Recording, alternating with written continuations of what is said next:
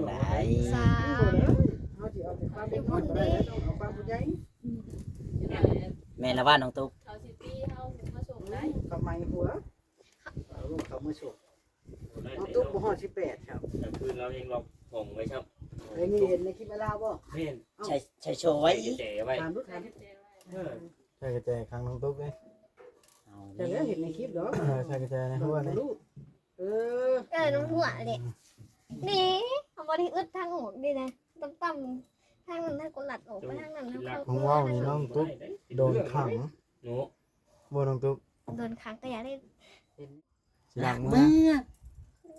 ตุ๊กชิลักมือละมอลิอยู่มอลิตั้งคือกันบ่ดูนี่ ขังเลยฮะ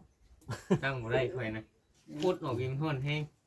น้องตุ๊กสิหลัก อุณ มื ห อ ภูมิ อึ้งเลยบ่พอน้องแขก เฮ็ดจังได๋สิหลักมือนี่นะอยู่น้ำเอื้อยน้ำนองน้ำบ่คักบ่ รถมัน ลงเป้า มันมัดหรือว่ามันฮ้อนบ่ ไปนะถ่ายคลิปบ่ได้เลย น้องตุ๊กนี่เราเป็นคนซื่อๆคนตรงๆคิดในใดเราเว้าเนาะเรารู้สึกแบบใดเราเว้า แม่นบ่น้องตุ๊กแม่น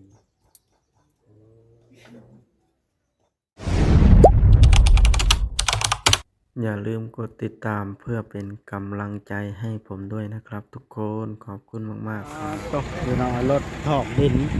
เอาเบิ่งสิต่ำเสาบ่หรือว่าไดอันนี้มีเสียหวาดเสียวโพดเถื่อลงไปยกขึ้นแล้วมันนั่นไหนมันเอียงได้รถนะ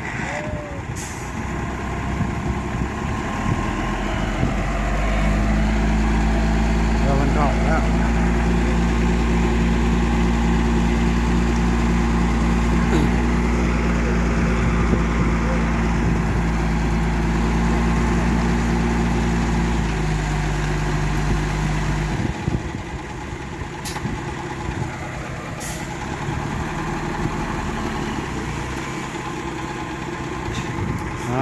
พี่น้องเลยถอกดินน้องโอ ขังกันต้องมานะ ข้าวว่ามานั่งพี่ตุ๊กให้ทางไหมฮะก็นั่งนี่แหละอ้าวรถมาถอกดินเรียบร้อยเอ้าหันหน้ามาเอามาสบายดี ยังอีกดิ ฮะแล้วเป็นรถเดียวได้ละมัน ยังเขาอ่ะ คือในนั้นน้องตุ๊กมาอยู่ความรู้สึกบ้านอยากเมื่อแห้งพ่อเจ้าหู้หรือบ่ว่าเจ้าอยากเมื่อแห้งฮะ ยัง ยังบ่ฮู้ครับ เดี๋ยว แล้วบาทนะเจ้าบ่ได้โทรบอกพ่อเลยบ่โทรบอกพ่อน้องตุ๊กแม่นสิเอา เอา มา เดียว แม่นสิเอามาไว้แล้วบ่แล่นเรื่องหยังมันก็บ่เป็นแล้วแบบนี้ โดยสบายดี สบายดี สบายดีบ่ใจ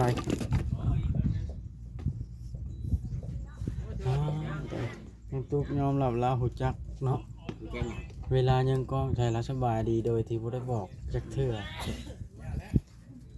จื้อไว้เด้อน้องตุ๊กอ้ายสิเว้าเวลาเพื่อนหรือว่าพวกอ้ายยังก้องใช่แล้ว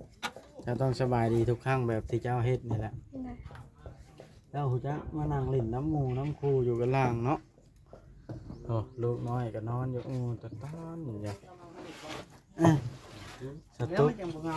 สตุ๊กมามักมาเล่น น้องตุ๊กบอกมาเล่นบ่ ตั้งแต่แล้วบ่มักมามาอยู่กับผัวแล้ว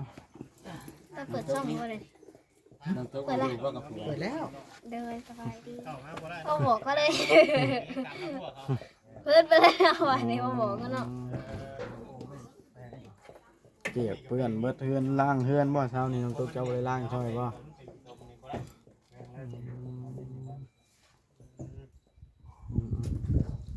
ให้หนึ่งข่าวน้องโอเช้านี้เพิ่นหนึ่งเองบ่ คนหนึ่งเองมา เอาแล้ว เอาปุ๊กก่อน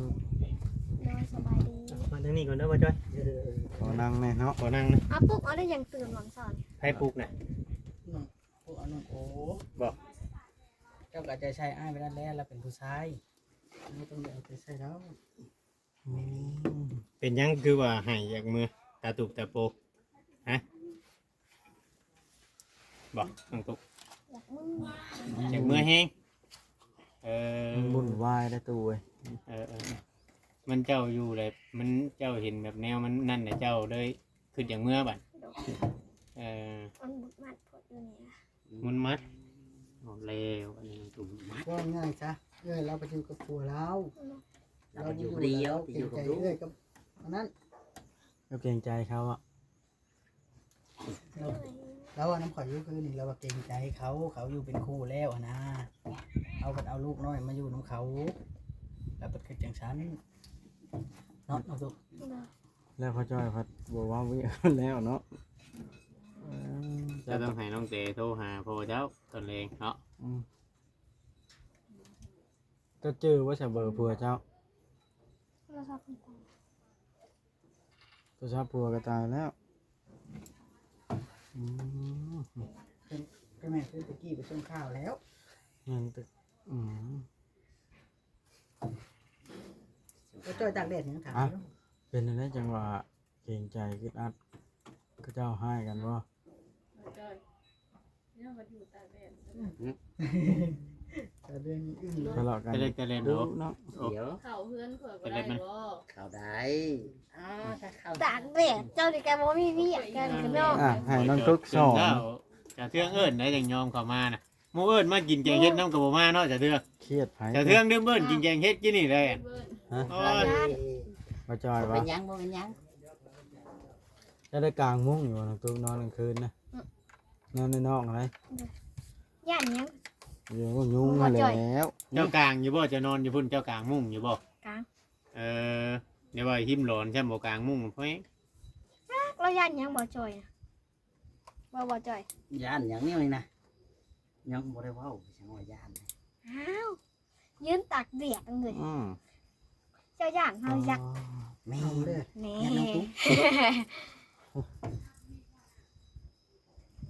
ให้จะตาโปน้องทุกคืนนี่ หายเมื่อคืนบ่น้องตุ๊กเอาแล้วน้ำตาบ่แม่นมดผ่าพื้นหนึ่งว่าจัก บ่ป่านนั้น นั่นแล้วผัวเมียบานหน้ามาคันให้กันเล็กๆน้อยๆจะบ่พาฮอดพอบ่ฮอด ว่าผู้ใหญ่มันยากเนาะ ไผน่ะพอลูกแพทย์วะ โอ้ยว่ะ อันกินเฮ็ดแตงเฮ็ดบ่ต้องกินว่าพอลูกแพทย์กัน ไม่ยอมกินนี่ยันเบื่อ เอาแล้ว แหนยันเบื่อ ก็แม่นั่นเนาะเอิ้น เราก็อยากกินซีมูนเปิดได้คนละคน ยืนให้ดิค่ะ จับตัว สบายดี สบายดีสบายดี เห็นว่าเราเป็น เห็นว่าตัวเองน้อยกว่านี้ เป็นที่ไหนเนี่ย พี่เดี๋ยวนั้นปวดแห้งแท้ เป็นอะไรครับ มาสัมภาษณ์น้องตุ๊กหน่อยแม่บ่จอย น่าสงสารน้องตุ๊กจริงๆเรามาดังไพ่แกงเฮ็ดชุมๆเฮากินได้กินนี่ น้องตุ๊กบอก แม่น เราไปเก็บผักมาใส่แกงเฮ็ดพร้อมได้ แม่นบ่บ่ แม่นบ่น้องตุ๊ก เลย บ่เราเก็บผักมาใส่ต้มปลาผัก ทั่วไป ใบขาม แกงเฮ็ดนี่เด้ จริงเฮ็ด แกงเฮ็ดเราเวียงชัยกินกินนี่เด้ ผมมีสัญญาณ มันทุกแก้วจักไปทางใดมานี่วะ ได้ถามเพื่อนเลย จะไปนอกวะ กินนี่เบิร์ดจากยังลูกกินบ่ได้จากนี้เบิร์ด เราบ่ค่อยอยู่บ้านเนาะเราบ่ค่อยอยู่เพื่อนกันได้สว่างเลยเราไปเรียก คุยหาเด้อเดี๋ยวคอยออกหาบอลมีสัญญาณก่อนคอยจ่อยคอยจิบตามโทรศัพท์จะบอล บ่ดำบ่ดำ ได้ในโก้ คือสัญญาณเต็มนะใส่เจ้า มันบ่มีของเฮาอันเครื่องนี่นะเครื่องเฮาโทรนี่ ใส่ซิมลักอย่าง แล้วก็คือกันอยู่ เดี๋ยวเราจะของชาวเทือง ขนาดนั้น สัญญาณเต็มของชาวเทือง สัญญาณเต็มของคอยซี คิดอย่างเมื่ออยู่บ่เนี่ย 4G ขึ้นอีก จาก อยากเมื่ออยู่บัดนี้เห็นได้สิได้เมื่อบัดนี้ มันไม่ค่อยอยู่บ่มี ฮะ สัญญาณไปทางไหน สิมาเพิ่นไปสิมาชงเจ้า ห้องแนวบ่มีสัญญาณเลย ฮะ ไปสิมาส่งน้อง ไป ตุ๊ก สิมาชง ใส่ทาง ขี่รถใส่ทางเลย เอาแล้ว น้องตุ๊กกินมื้อไหน เราน้องตุ๊กอยากมือแห้งอดบ่ได้ สิรักเมื่อแล้ว สิลักมือ เมื่อ น้องตุ๊กสิรักมื้อละมอลิอยู่มอลิตั้งคือกันบ่ดูนี่ ทางเลยฮะ ตั้งบ่ได้ค่อยนะพูดออกวิมฮ้อนแฮง ต้องตกสิหลัก อุณ มื ห อ ภูมิ อึ้งเลยบ่พอน้องแพทย์ เฮ็ดจังได๋สิหลักมือเนี่ยอยู่น้ำเอื้อยน้ำนองน้ำบ่คักบ่ โด ดมัน ลงเป้า หมดมัดหรือว่ามันฮ้อนบ่ ไปนะถ่ายคลิปบ่ได้เลย นั่งโต๊ะนี่เราเป็นคนซื่อๆคนตรงๆคิดในไหนเราเว้าเนาะเรารู้สึกแบบใดเราเว้า แม่นบ่น้องตุ๊กแม่น คอนได้ แม่นน้องตุ๊ก เสือมนอกปะ เมื่อเพิ่นสิรู้สึกนี่แหละบัดนี้ รู้สึกว่าได้ผัวเราก็มานำเอาอยู่เนาะ มา บ่สิอยากมาอีกบ่อยากมาอีกบ่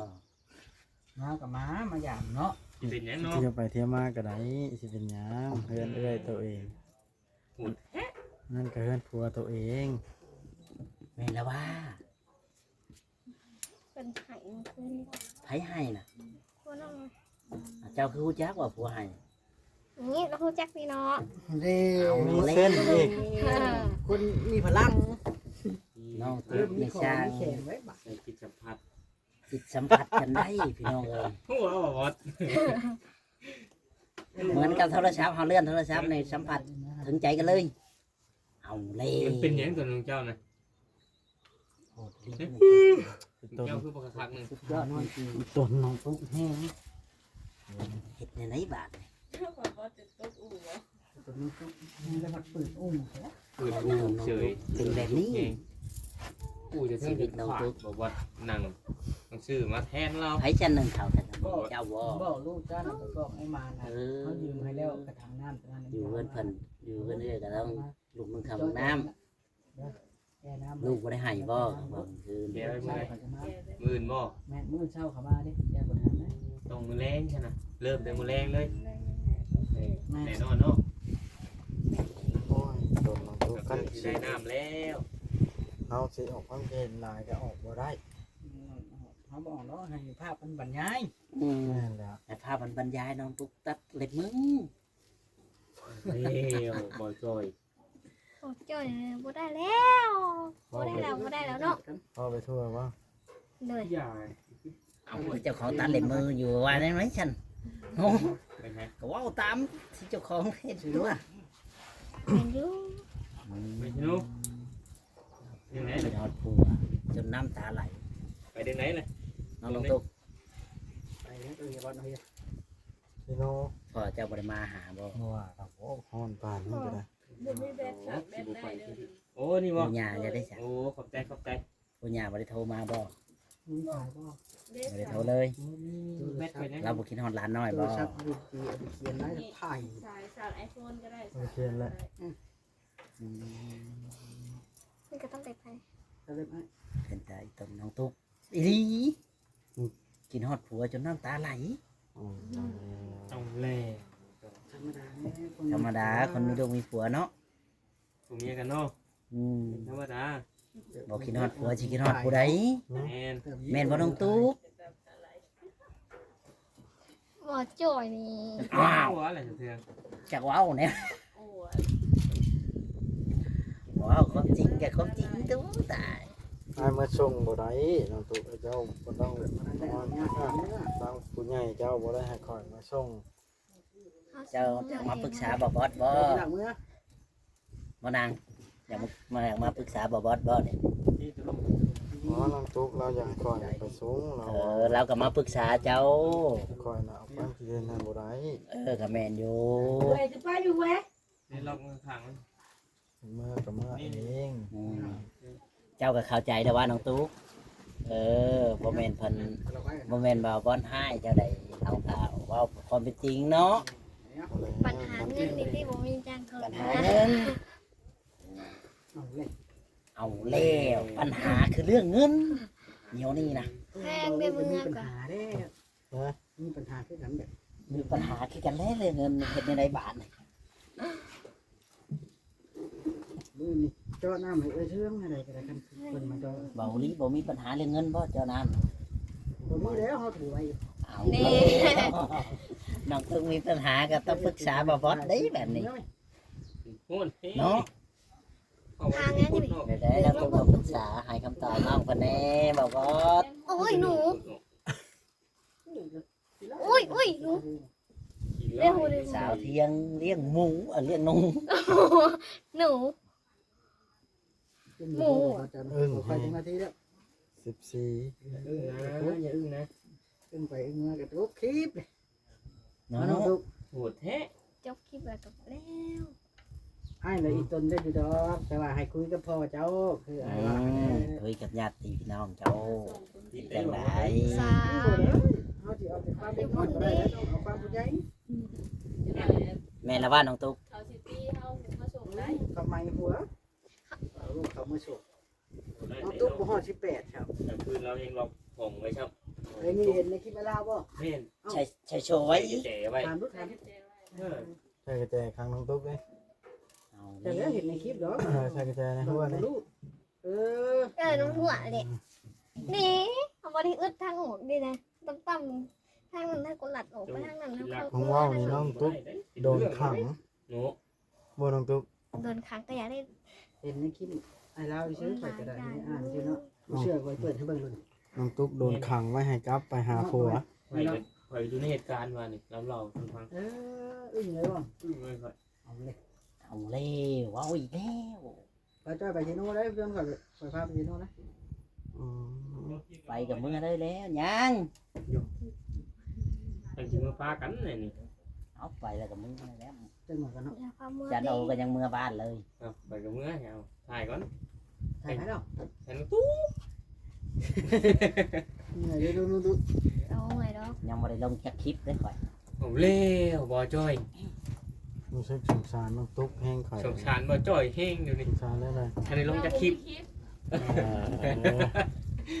คุณแล้วน้องตุ๊กมึงแรงกูได้เราสิลง แล้วตุ๊กมือมา มือ ปล่อยลงแต่ยังไม่แล้ว โอเคบ่จ้อยไปรู้บ่จ้อยเลยนี่ ยับมา สู้ท่อ บ่ น้องตุ๊ก จ้อย เลย บ่จ้อย สู้ไปเจ้าคันว่าเจ้าจากเมื่อไว้เจ้าก็โทรเร่งพอให้ ปรึก มา ษา เว้า กั มาน กับ ทำ พ่อ แล้ว กับ มัน แม่ ตัวเด้อเพราะแล้วเขาจากเมื่ออยู่น้ำผัวแล้วก็บอกว่าตรง เจ้าบัวป่าบัวว่าวเขาก็บ่จักได้แม่นละวะ เขา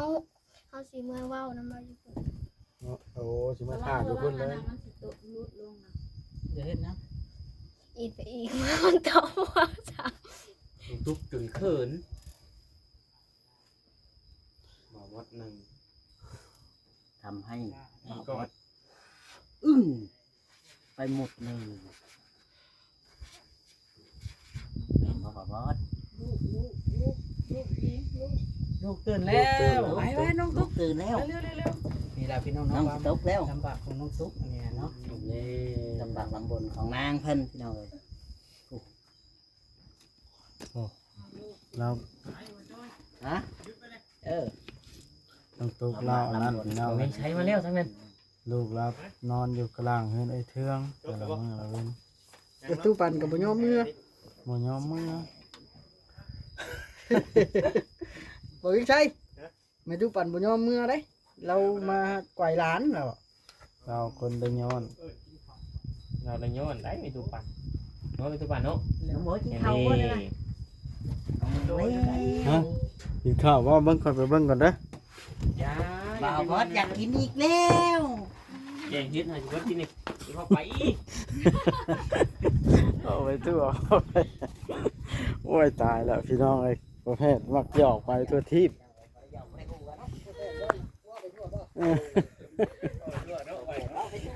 อ๋อ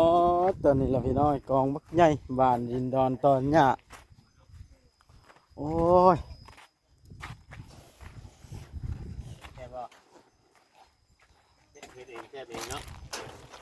สวัสดีทุกคนอ้าวทอดไข่อีกละก็ว่าทอดไข่คู่สมมง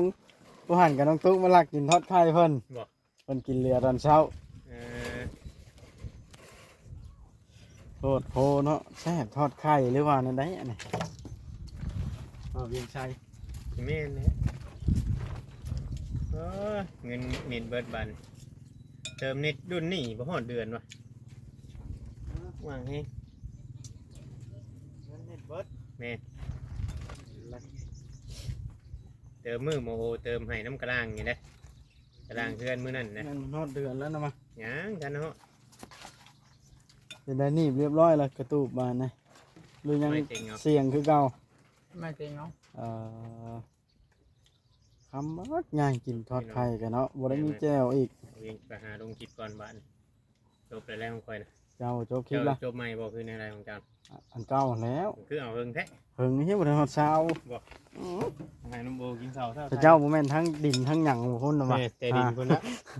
อ่ะให้นุ่มโอกินข้าวซะนะก่อนกระดาษย่านนุ่มโออายเนาะอ่ะกิน ฮ้อนเด้เนาะมันเป็นกระตูบน้อยมันเลยฮ้อนเลยน้องเอ้ยจบคลิปสำนี้แล้วซะเอากระดาษมันแดดจะได้อันหาลงคลิปให้ FC เบิ่งก่อนพี่น้องเอ้ย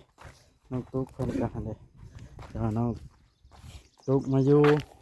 ปัดอันนั้นน้องตุ๊กเลยอยากกลับพี่น้องเอ้ยให้เป็นตาโปน้องตุ๊กนะน้องตุ๊ก ถ่ายอยู่บ่เดี๋ยวนี้ ตาย ส แล้ว บายดีบ่าวบัด สบายดีสบายดีไงตัว ขอนั่งในเด้อทุกแย่เด้อ สงสารน้องตุ๊กมากอยากกลับเป็นตาโปเราให้ ฮะ น้องตุ๊กอะไร บ่ แม่น เห็นอะไรสัก เพราะว่าบุจักได้เห็นแล้วไปบอกให้โทรหาพ่อละว่าเวียกให้มันแล้วไปบอกเรา นี่นี่น้ำทางเดียวนะ เพราะว่าเป็นยังจะกลับแห้งเราเอาตอนหลังไม่แล้วว่าเป็นอ้ายกับพี่อ้ายให้กันอยู่หันเราบอกอย่าให้กันเถื่อนเรา